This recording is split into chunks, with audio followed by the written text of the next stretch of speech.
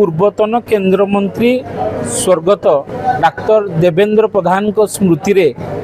आम छेंडीपदा अंचल युवक माने युव समूह ए रक्तदान शिविर कार्यक्रम आयोजन कर आज 21 तारीख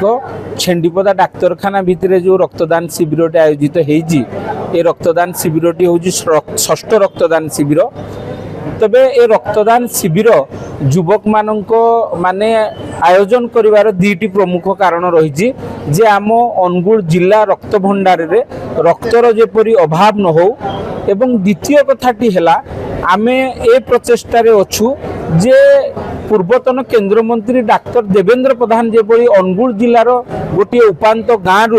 जन्मित होई डाक्तर हो पारथिले एवं वाजपेयी को मंत्रिमंडल रे मंत्री भावे दिल्ली दरबार रे लोक मानकर सेवा करि पारथिले तांकर जो जीवन कहानी अच्छी ए कथा को जनमानस भितर पुरेवा पई एवं जनमानस को गोटे उचित मार्ग रे प्रेरित करिया पई ए आमे रक्तदान शिविर तांको स्मृति रे आयोजन करिजु। ए तांको स्मृति रे रक्तदान शिविर कंटिन्यू चलिबो। ए कार्यक्रम युव समूह छेंडीपदा पक्षरु आयोजन हबो।